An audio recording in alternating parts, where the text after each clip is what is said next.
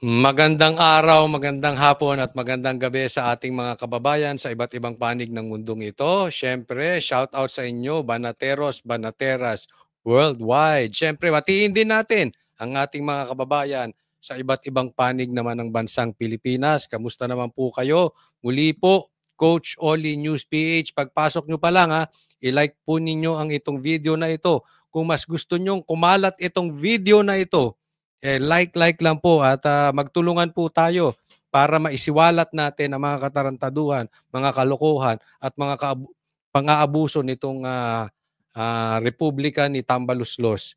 Okay, so like nyo po and wag po kakalimutan. Again, paalala lang po.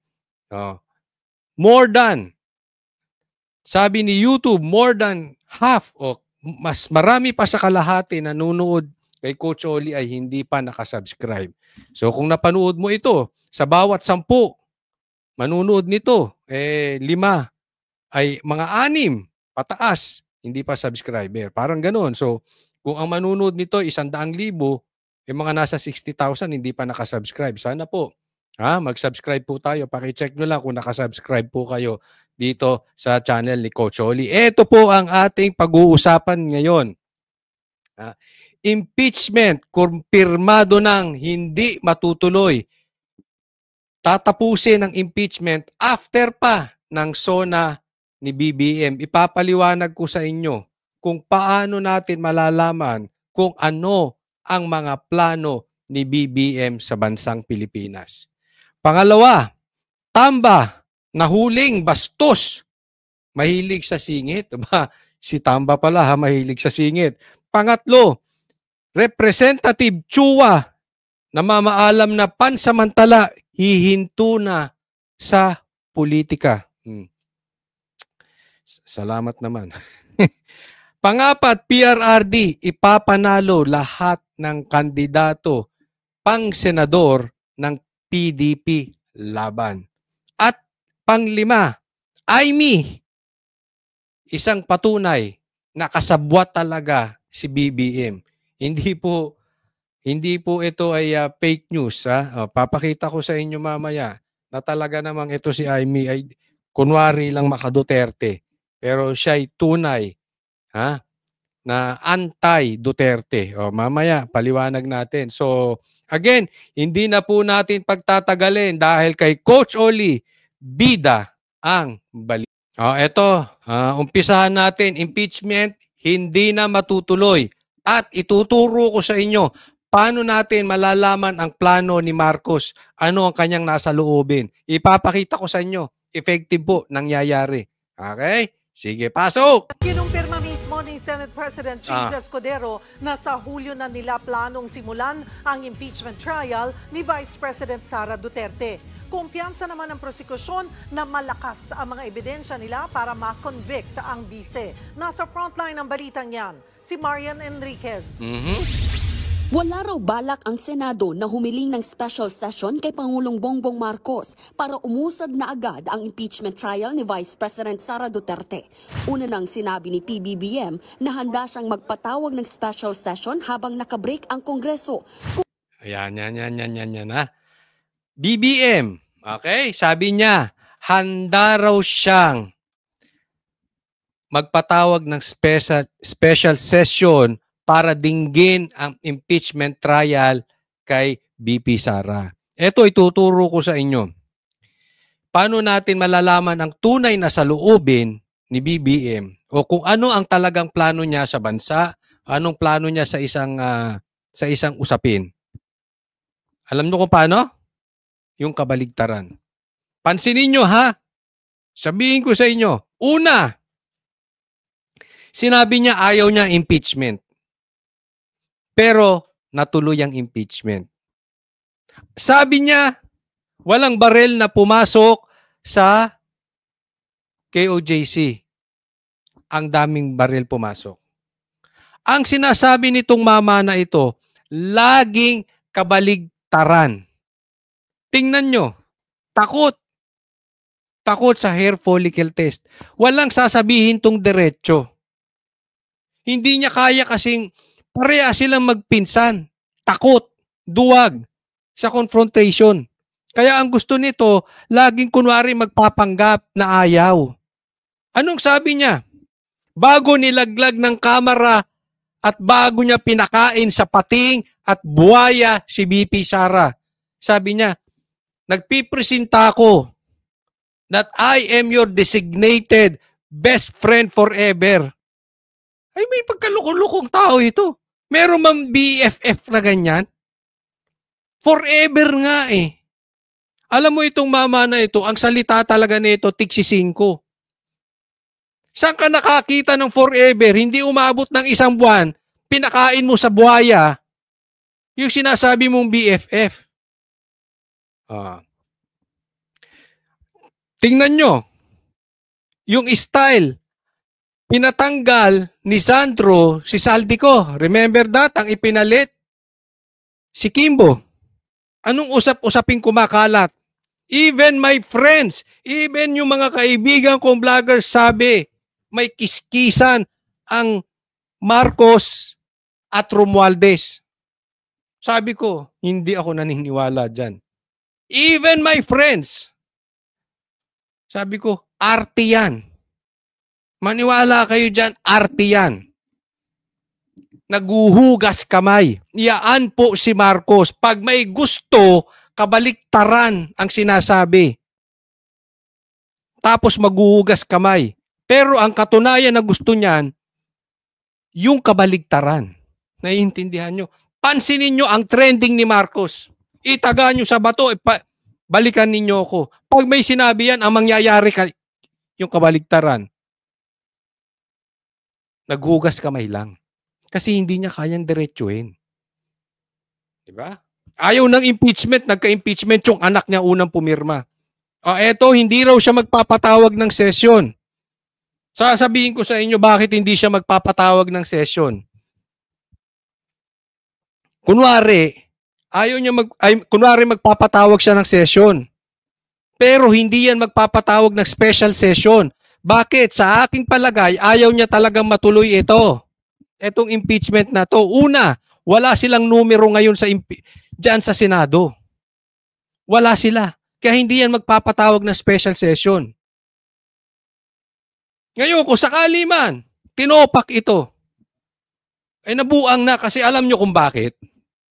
Pansinin nyo, sino ba ang tumutulak ngayon sa impeachment ng matindi? Di ba mga NPA, mga makakaliwa?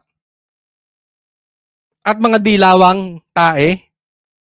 Yung mga inodorong dilawan, sila yun. At may kuntsabahan ng pula at dilaw. Paano magagamit ni Marcos ang dilaw? Ginagamit niya ang dilaw, ang pain niya, ang mga Duterte. Ang pain niya, si VP Sara. Kasi ang dilaw, galit na galit sa Duterte. At alam nila ang Duterte sobrang lakas. Alam nila yun. At alam nila, hindi nila kaya, pula versus Duterte, hindi nila kaya. Dilaw versus Duterte, hindi nila kaya. Kaya si Marcos, ginagawang pain si Sara para siya'y kampihan ng dilaw. Papansin mo ngayon, pinakawalan si Laila, kung ano-ano. Basta makasipsip lang sa dilaw para nasa likod niya dilaw. Remember this, lalamunin ng dilaw si Marcos. Bakit? Sino ba to si Marcos? Bago kanlungin ni VP Sara. Hindi nga to nanalo kay Leni, tandaan nyo? Matagal nang sinuka ng lipunan ng Marcos. Kaya lang to nanalo kasi kinanlong ni Sara. Sumali sa unit team si VP Sara, pero kung hindi sumali sa unit team si VP Sara, si Sara pa rin ang president. Naiintindihan nyo? Kaya alam ni Marcos yan. Hindi niya itutuloy yung impeachment kasi kung sakali, at ako hindi naniniwala mangyari, but for discussion purposes, kung sakali ma-impeach si VP Sara, alam niya, lalamunin siya ng dilaw.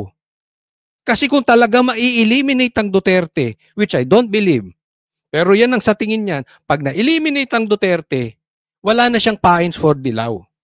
At alam niya, hindi niya kaya ang dilaw. So patatagalin nila yan. hangga't kaya nilang i-hold until 2028 na pain ang Duterte. But the problem is, mali ito si Marcos. Alam niyo kung bakit? Kasi hindi niya, sobrang mahal ng Pilipino ang Duterte.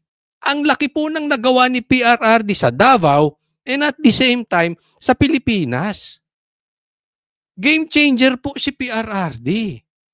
Kaya kahit na, sabi ko nga kanina sa SM, kahit na matanggal si BP Sara, which I don't believe, pero kung sakali lang, patatakbuhin ng taong bayan si Basti, si Pulong. Di ba? Bakit? Ang problema, wala lang sa Duterte. Ang problema, palpak kayo, Marcos. So, naiintindihan nyo? Kabaliktaran to si Marcos. And alam niya yung naglalaro ito. Mamaya, marami pa akong i-explain patungkol dito kay Marcos. Habang nakabreak ang Kongreso kung hihilingin ito sa kanya ng Senado. June 2 pa kasi pagkatapos ng eleksyon, magbabalik sesyon ang Kongreso. Pero ayon mismo kay Senate President Cheese Escudero, posibleng Hulyo na nila simulan ang impeachment trial. Hulyo na. So yan na yan. Unless, yan ang desisyon ng Senado, unless magpatawag na special session si Marcos, which I doubt. Most likely when the new Congress already enters into its function, that means after SONA. SONA, I think, is on July 21. So after SONA pa. So after July 21, tapos na yung election. Kasi isa pang dahilan yan dahil posibleng maipanalo na nila yung mas maraming senador, kaya nilang makakuha na ng numero. Sa ngayon, wala pa silang numero So hindi pa nila kaya yan. No? But I still believe na hindi ito itutuloy ni Marcos, hindi siya papatawag na special session. Kabaliktaran na naman ng sinasabi nito. Unless something happens na critical. Kasi itong impeachment na ito, wala silang planong ituloy yan. Nagkadisgrasyahan lang. Bakit? Nalagay sa alanganin si Tamba. Dahil kriminal po yung ginawa ni Tamba na nag-fill up ng blank items yung kanyang kamera. At wala pong galawan sa kamera nang walang basbas ni Tamba. Kaya malaking sabit si Tamba rito. Kaya pinilit nila ihabol. Pansinin nyo, ang tagal nakabinbin yung impeachment na yan. Even yung mga kaalyado nila sinasabing walang oras. Bigla-bigla nagpalit. So, wala talaga sa plano nila yung impeachment ngayon, as of now, as of this year, or as of this 19th Congress. Nagkabulagaan lang, pantakip nila doon sa blank items. Tandaan nyo, kabaliktaran, mamaya papatunayan ko sa inyo, binaligtad ulit yan. Ang sinisisi pa, yung timing netong demanda kay Tamba. Hindi. Baligtad. Yung impeachment nyo, ang pilit nyong pinangtatakip sa tunay na issue ng bayan. Doon po tayo ngayon nagkakaproblema. Napapansin nyo na yung galawan nila? Kaya ito special session, unless hindi yan ibibigay ni Marcos. Kabaligtaran po yan. Maniwala kayo, baligtad magsalita yan si Marcos. Unless merong may malaki na namang mangyayari. Na kakailanganin na nila yung special session, mamadaliin nila, bubuo sila ng pera dyan. Ma-impeach lang si BP Sara. Yan ang aking pananaw dyan.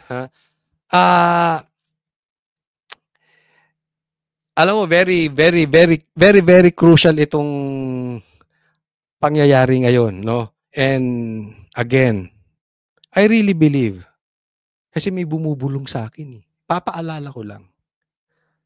I really believe that there is something big will happen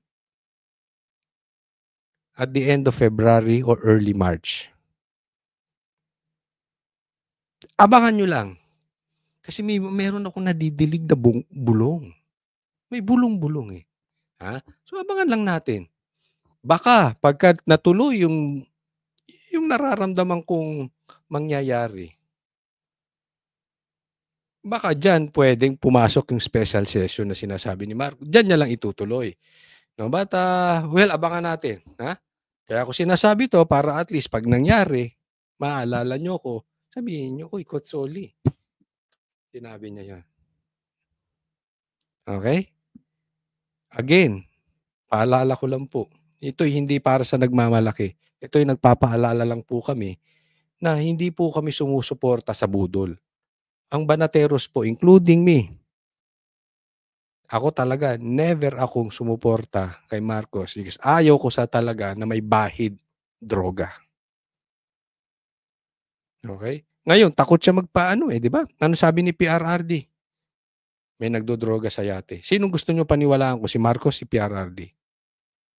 I choose to believe PRRD. And until now, ayaw magpa-drug test nito. Will commence after that date. Una nang sinabi ni VP Sara na naghahanda na rin ang legal team niya pero wala raw siyang balak dumalo sa impeachment trial kung di naman kailangan. She's free to say what she wants. But if she needs to attend, we will make her attend. If she doesn't need to attend, we won't force her because that's her right. Habang wala pang pinal na petsa kung kailan sisimulan ng paglilitis, puspusan na ang paghahanda ng mga mambabatas na tatayong prosecutor laban kay VP Sara. Ito malaki kaso kay ni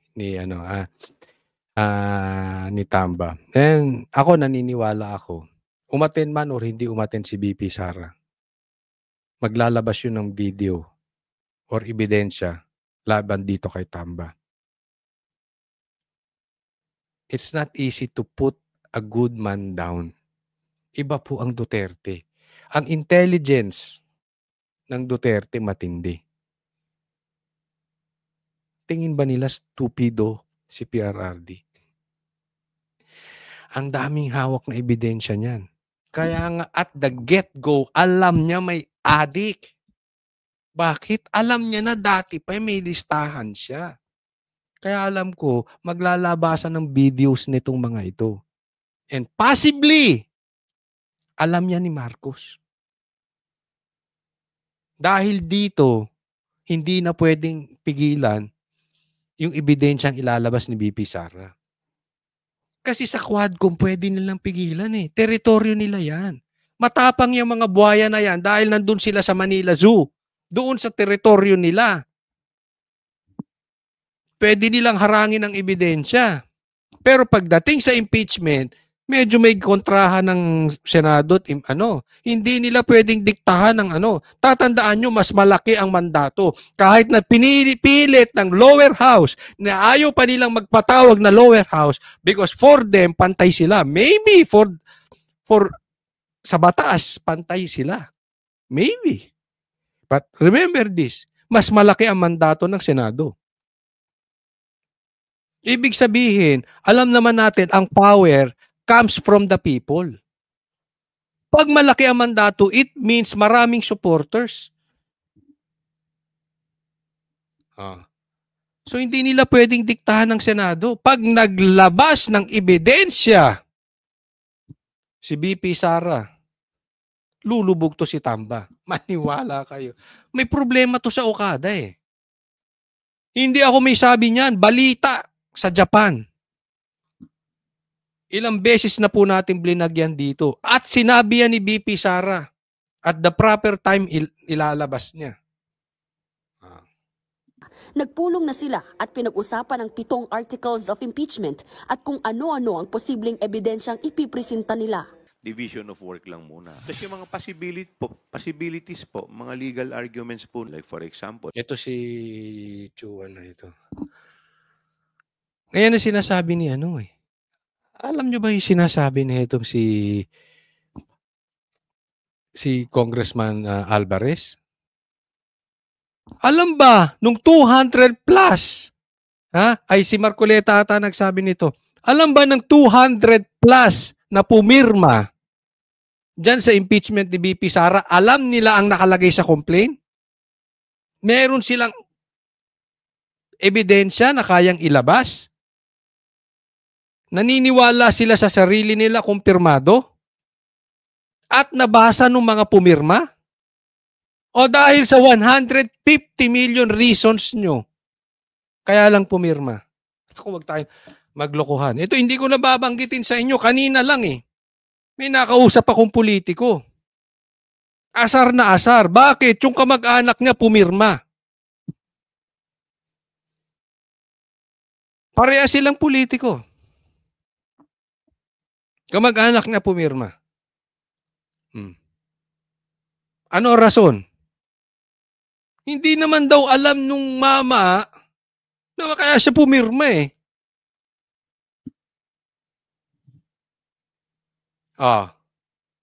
Siyempre, alam nyo na kung bakit siya pumirma. Hello?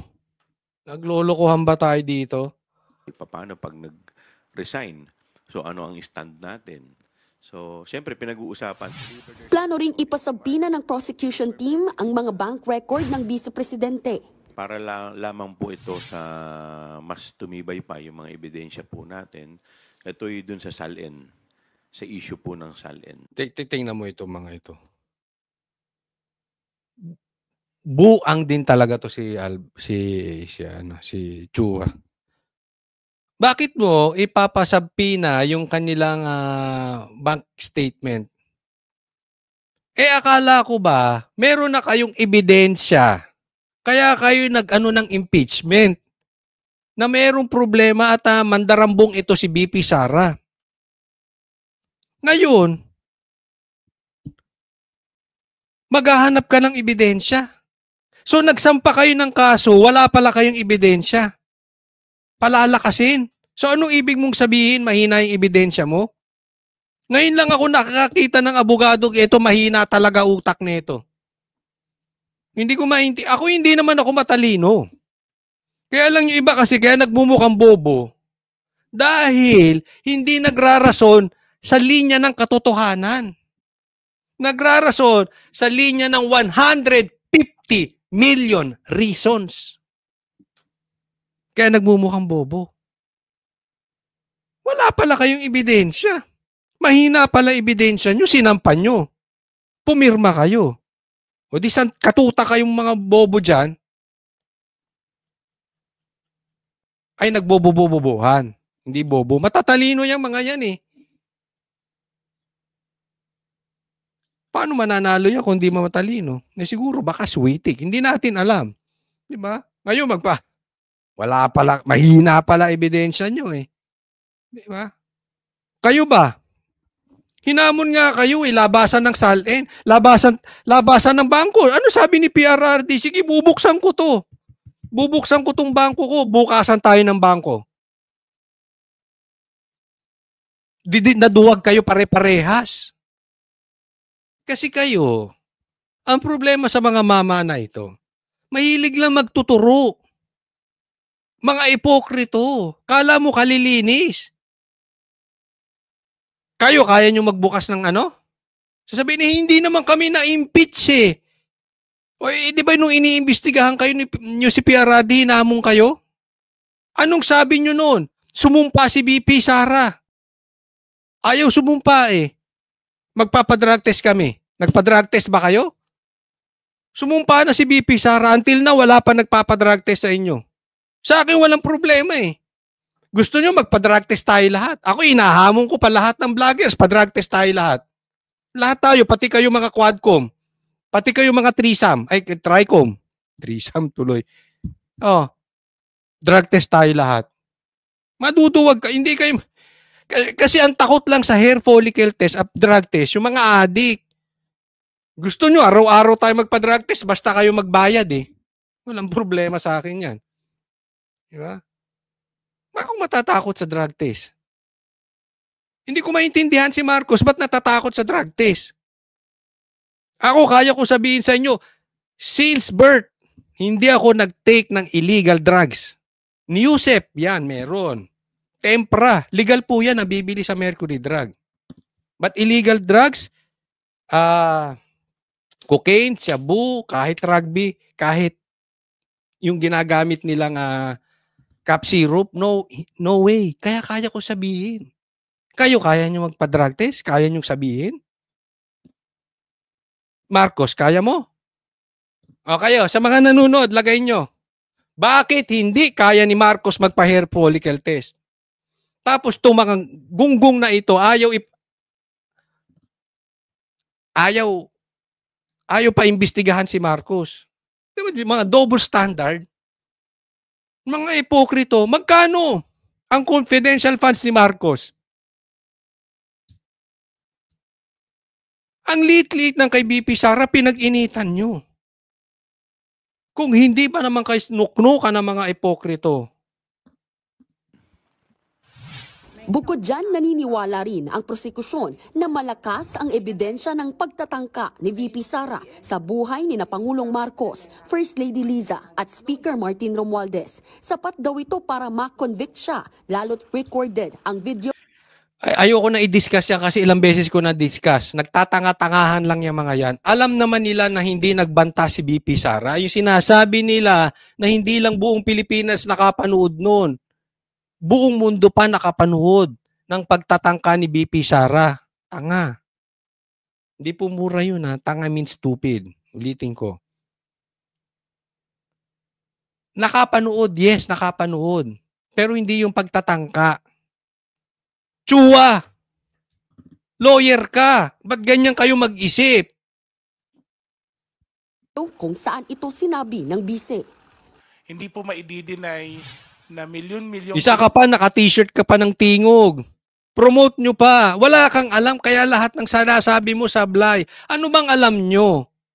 Ano bang nagawa nyo sa Pilipinas, tingog? Bukod sa ayuda, na pera ng taong bayan yung pinamimigay ninyo. Ano sinabi si BP Sara? Yung amo nyo, si Romualdez, duwag sa competition. Takot. Hindi nga, anong nagawa ni Romualdez? Alisin mo ayuda. Pilipino ang narinig, hindi lang sa Pilipinas kundi sa buong mundo. Nagbabalita mula sa frontline. Tingnan mo, loko-loko. Ano mo rason niya? Hindi lang sa Pilipinas, pati sa buong mundo. Yan. Ganyan. Ganyan kalalim ang isip ng congressman natin. Nakita nyo? Nakita nyo ang lalim ng karakter, ng brains ng mga congressman natin? Yan. Yan si Isidre. Ay, nako. Next tayo. Next topic. Ito, pag-usapan naman natin na for delikadesa, dapat daw mag-inhibit si Senator Bato at si Senator Bongo sa pag-iimbestiga sa pagdinig sa kaso ng impeachment ni BP Sara sa Senado.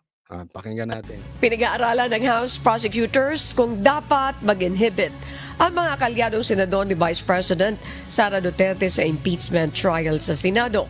Ayon kay Manila 3rd District Representative Joel Chua, pag-uusapan pa nila ang posibilidad ng inhibition. Lalo na at may mga senador na maaring kusa na mag-recuse dahil sa delikadesa. Kabilang sa mga kilalang kaalyado. Balikan muna natin dito si Chua. Lagyan natin yung kanyang picture. Ito si Chua. Chua! Chua, ikaw na naman. Tingnan mo tong ipokrito na ito. Pinag-i-inhibit mo si Senator Bongo at si Senator Bato dahil mga kaalyado ni Duterte. Dahil for delikadesa, etc. Ganyan-ganyan. Si Tamba may kaso ngayon. Pag-inhibit mo rin o pagpahingahin mo muna. Sabi mo, diyan ka muna sa kanto. Magpalaki kang buhaya ka. Diyan ka lang muna. May kaso eh. Anong ginawa nyo? Kinasuhan nyo si Tebes. Kung hindi kayo mga ipokrito, may kaso, kinasuhan si Tebes. Pinaalis nyo dyan ayaw nyo magpa-zoom. Kaso pa lang. Hello?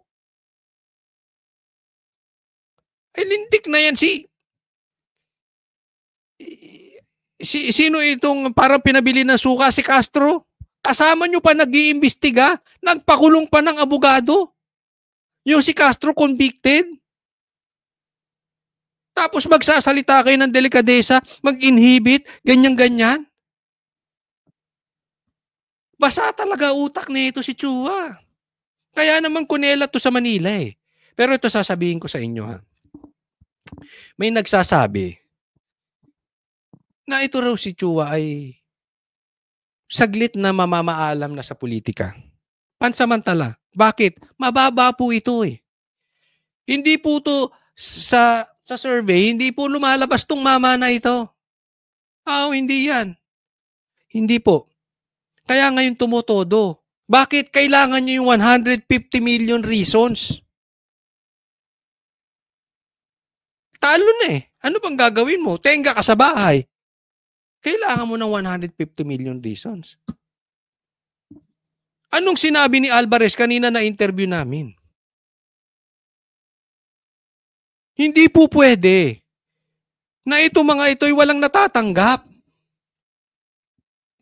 Yung mga pumirma, hindi pwedeng walang pabor yan. So ito, kaya nga, yung nagsabi sa akin, kaya pala tahol ng tahol to. Kailangan mag-ipon ng reasons. Idagdag mo na ang 150 million reasons dun sa pirma at kailangan pa mag-ipon. Tahol ng tahol. Bakit? Hindi niya na kayang ipanalo yung kanya sa distrito niya. Kulelat na yan sa Maynila eh. Kaya naman, ang gusto niyang ipanalo ay yung puso ni Tamba. Kasi pag naipanalo niya ang puso ni Tamba, Santa Claus yun, si Tamba. Naniniwala ba kay sa akin Santa Claus yun? Sige, pakilagay nyo dyan sa comment section. Santa Claus is coming to town. Santa Claus is going to jail. Ganon. I believe Tamba is Santa Claus. Diba? Mamamaalam na yung style na ganito. Kaya sinabi sa akin, oo nga Sinabi yan ng politiko. Ay, isang kilalang politiko sa Maynila. Oo.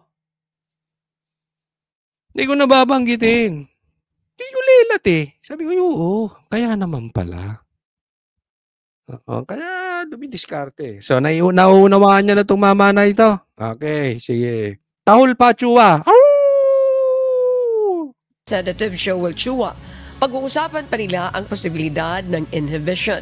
Lalo na at may mga senador na maaring kusa na mag-recuse dahil sa delikadesa. Ang kapal ng mukha ng mga animal. Sila pa may gana magsalita ng delikadesa. In the first place, pasensya na ha, in the first place, magpinsan kayo. Saan ka nakakita sa Philippine history na ang presidente tapos yung pinsan speaker? Buang talaga ito si Chua. Hindi nag-iisip. Ako'y tatay ko, abogado. Pero hindi ganito matalino yun eh. Ito parang...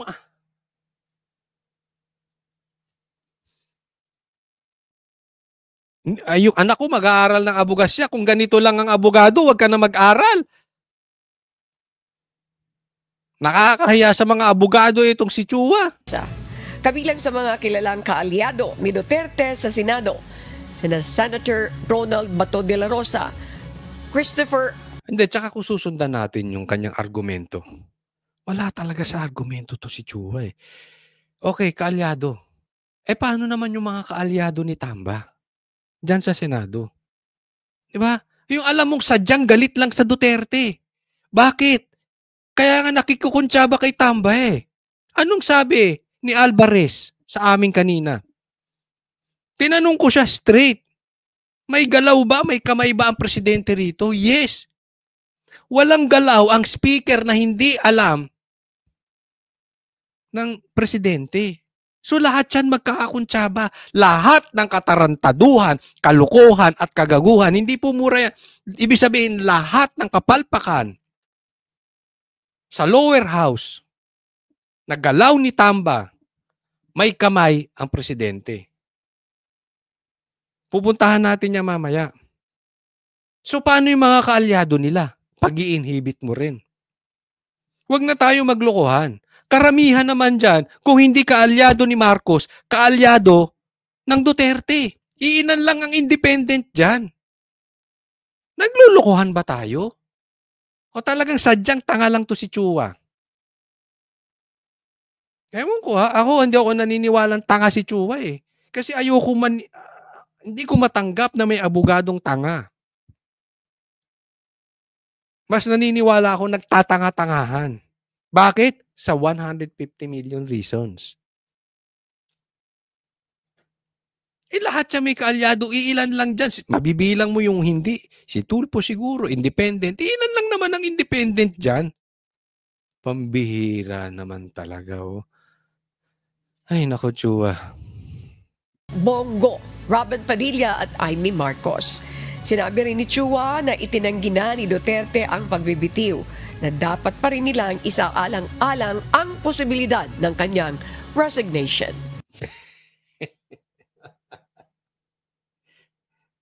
Si Chua, alam mo, isipin nyo si Chua, yung kung ikaw ay babae, yung manliligaw mo na ambisyosong ayaw mo. O kung ikaw naman lalaki, yung merong type sa'yo na ayaw mo naman.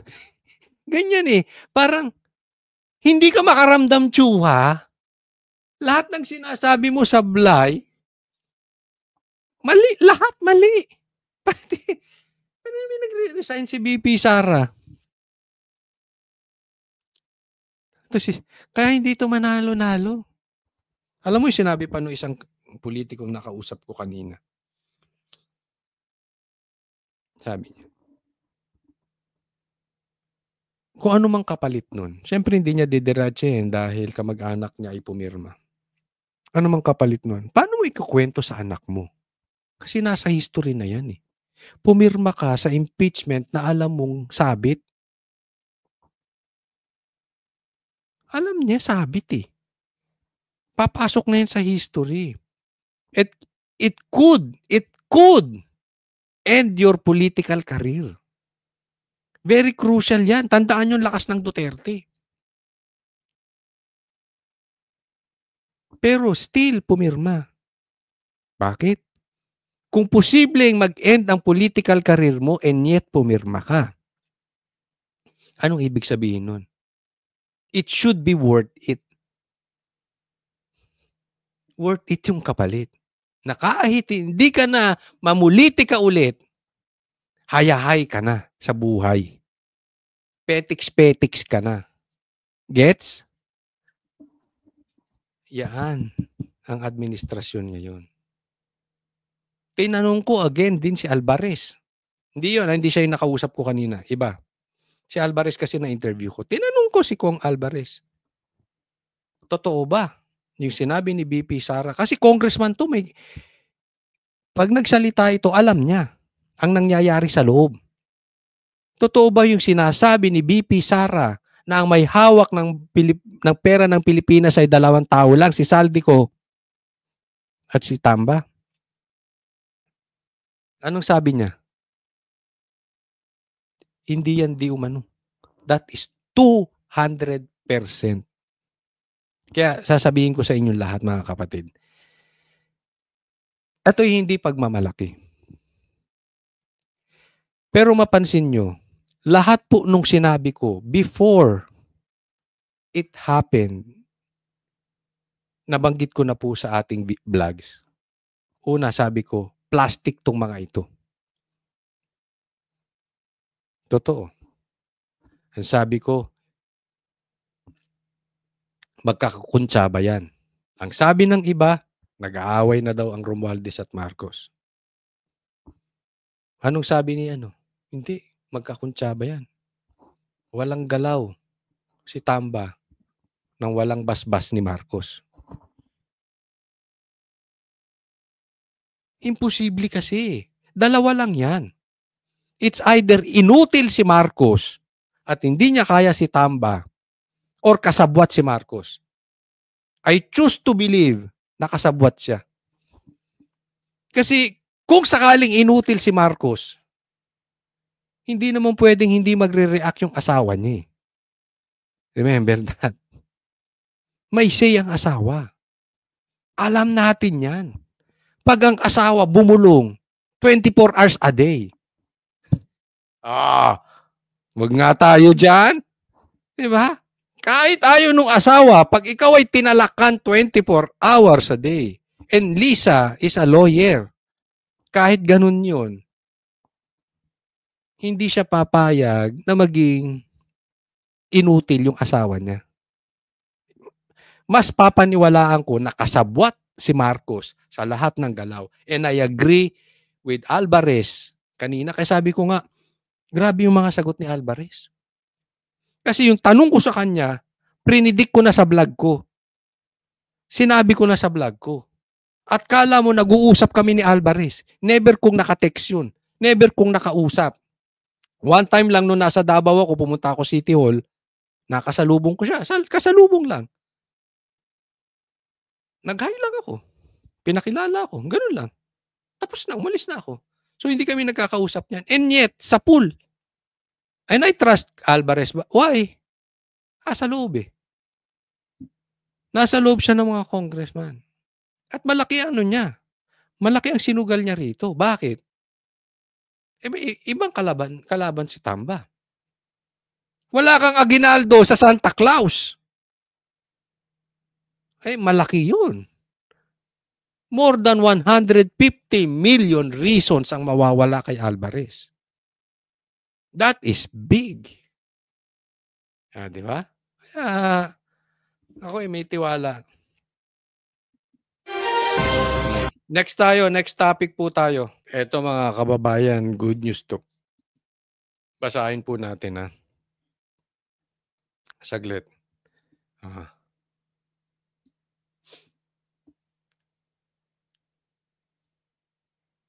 Ano sabi ni PRRD? Ito ay nakuha ko sa Facebook ng ArcLight. Okay? Sabi ni PRRD. FPRRD to PDP Laban Party members. We will win. Believe me. Yes, PRRD. We believe you. Alam mo, malaking bagay ito. Mapapansin nyo, yung survey niloloko na tayo. Tapos, pinatitikim tayo, kunwari, nilagay si Senator Bongo ron para hindi halata. Tapos, si Bato ay medyo nasa 12, 13, 14 naglalaro. So, para hindi halata, pero ilalaglag to si Bato. Ilalaglag yan. Ngayon lang, kunwari, pinapalabas nila sa survey. Pero tatandaan natin, sawa na ang Pilipino sa budol. Naniniwala ako kung talagang kiskisan at gipitan ang mangyayari, they would rather have a leader like PRRD than Marcos. Kahit sabihin natin hindi na presidente si PRRD, malaki pa rin ang influence niya. And he will still lead the Philippines on the sideline if ever manalo si BP Sara sa 2028. Ako, naniniwala ako sa sinabi ni PRRD na to. Totoong malakas. Tandaan nyo, Mindanao will go straight for PDP. Visayas, marami rin gusto sa PDP. Posible ang magkakaroon lang ng pagtatalo dyan ay sa Luzon. That's why inaawat ang mga vloggers na katulad namin. Kasi alam nila ang nagpanalo kay PRRD, vloggers. At alam din nila ang magpapanalo sa PDP ngayon, vloggers. Kaya pinahihinto. Kaya, sana hindi totoo yung mga bulong-bulungan diyan na aawatin daw kami ng COMELEC. Hindi po kami titigil magsasalita. Kahit i-block nyo po yung aming Facebook or YouTube. Karapatan namin to. Okay? Sana hindi totoo yung sinasabi nila about COMELEC. Napaka-pakialamero ninyo. Sige, i-block nyo kami dahil nagsasalita kami. Okay lang yan. But we will challenge you. Dapat patas. Huwag kayong ipokrito.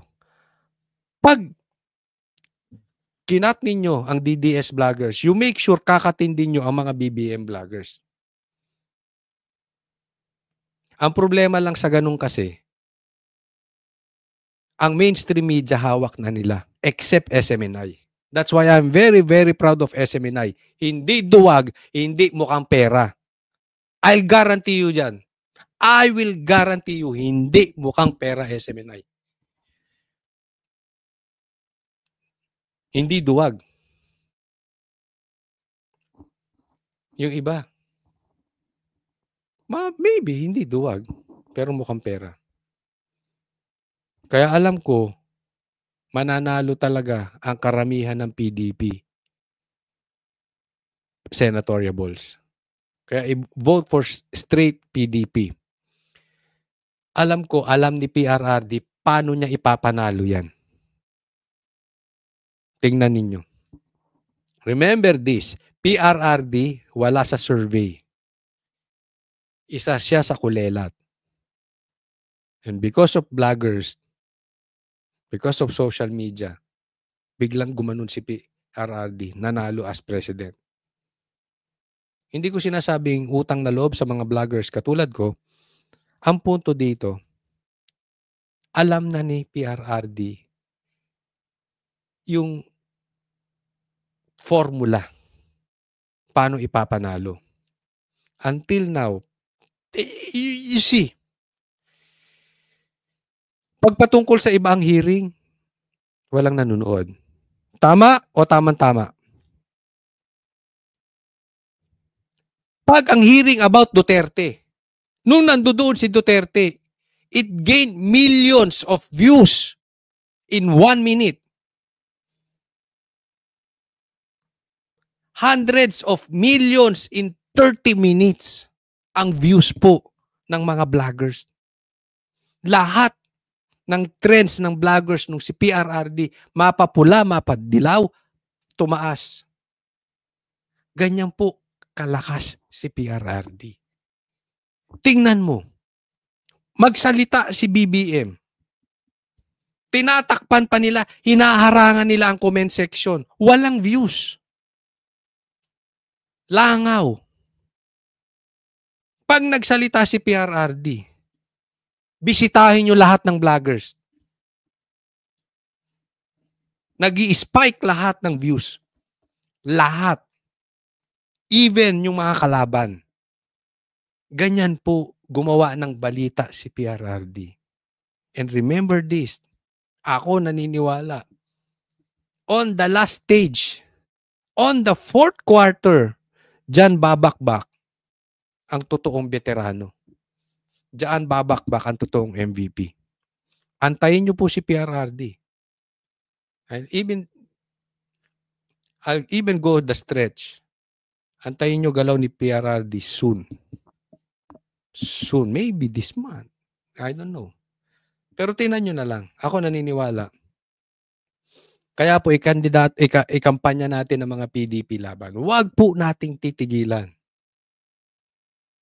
Kung bayad ang mainstream, hindi nila kayang bayaran ang lahat ng vloggers. Ito nga, sana yung mga ibang vloggers na nandoon sa kampo ni BBM at saka ni Tamba. Pagtapos ng lahat ito, huwag na kayo lilipat dito, ha? Hindi namin kayo kailangan. Ngayon ang gitgitan eh. Ngayon, ginigipit nyo Duterte. Panindigan nyo yan. Kasi kami maninindigan kami. Matalo man ng Duterte, nasa likod kami ng Duterte. Tandaan mo yan. Sinasabi ko sa inyo yan. Ngayon, yung mga nasa likod ni BBM, manindigan kayo, ha? Huwag kayong sip-sip kay Sara. Kasi marami akong kilala, dating maka-Duterte lumipat dyan dahil sa pakinabang. Tapos, pagbaligtad, lipat na naman kayo. Wala kayong kwentang vloggers, huwag na kayong lumipat dito. Hindi namin kayo kailangan. Kaya natin ipanalo to mga kababayan ko. Kaya, ilagay nyo dyan lang sa comment section din. Kung kayo ay sang-ayon sa akin, ilagay nyo dyan, I will vote straight PDP. Lagay po natin dyan. Next topic tayo. Ito, panurin natin. Isa pang budol-budol to si Amy. Papatunayan ko sa inyo, ito'y kasabwat din ng kanyang kapatid. Kung may isang piece of advice ka pong ibibigay sa inyong nakababatang kapatid na si Pangulong Bongbong Marcos, ano yon? Manindigan ka sa sarili mo at wag maniwala sa mga nakapaligid dyan. Kasi bata pa ako, sinasabi ko sa tatay ko, ang Malacanang ay snake pit. Ngayon, taon ng ahas. Dumami sila. Kawawa naman, nakapaligid dyan, nakapulupot sa kapatid ko. Kaya, yun lang, manindigan siya, magpakatibay siya sa sarili niya. Alam niya ang dapat gawin. Yan, tingnan mo na Okay, doon muna tayo. Patunayan ko budol-budol to. Bakit? Anong pinapalabas ni BBM? Na kunwari hiwalay siya sa kamera, hiwalay siya sa house, ayaw niya ng impeachment, ganyan. 'Di ba? Pero anong sabi? Ano sinabi ni Alvarez? Lahat ng galaw ni Tamba diyan sa kamera may basbas ni BBM. So ano ito? Kasabwat ka sa panloloko sa taong bayan na kunwari hiwalay si Tamba at si BBM. Nakasabwat ka na kunwari talaga ayaw ng kapatid mo ng impeachment. Niloloko mo ba kami talaga? Parehas kayong magkapatid na budol-budol? Kaya wala akong tiwala dito. Huwag nyo iboboto to ha. Pero ako hindi naman namimilit. Kung gusto nyo iboto at magpabudol, di kayo na lang. Sa akin, ayoko to. Binubudol ngayon pa lang eh.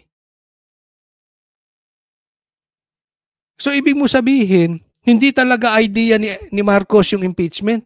Ayaw niya talaga yon.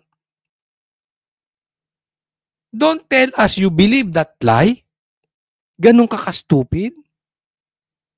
Ayaw niya ng impeachment, unang pumirma yung anak niya. Ano siya, inutil? O kasabwat? Again, I choose to believe. Kasabwat. Posible?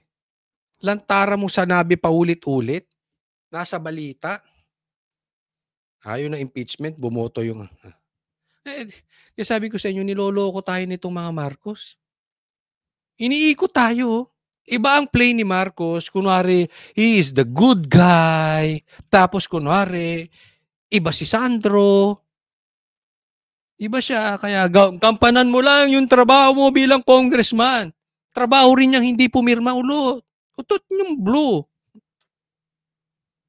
Tapos naman si Amy, kunwari, wag siya makinig dyan sa mga paligid.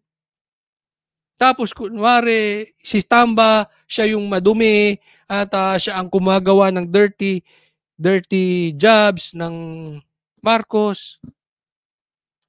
Lahat kayo, iisa dugo nyo. Lahat ito, spin nyo. Sa Tagalog, lahat ito, media play nyo. Tagalog ba yung English yun?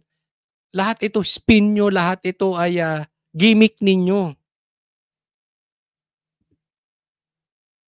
Kaya sinasabi ko nga, duwag si Marcos si BBM. Hindi niya kayang diretsuhin. Buti pa nga sila Paduano, hindi na diretso dahil ayaw nila dahil si Sara ay galit sa NPA. Kung ayaw nyo, sabihin nyo. Yung kapatid mo pa, BFF pa. Best friend forever. Forever ba yun? Mas tumagal pa yung Coca-Cola sa forever. Huwag po kakalimutan na i-like nyo po itong video na ito kung gusto nyo mas makarating pa sa mas maraming manunood para magising sila. At maano natin na hindi tayo nabubulo ng taong bayan, gisingin natin ang ating mga kababayan. Huwag pong kalimutan din sa mga hindi pa po subscriber ni Coach Oli, subscribe nyo po yung channel ko. Maraming salamat po para sa Diyos at Pilipinas nating mahal. God bless everyone.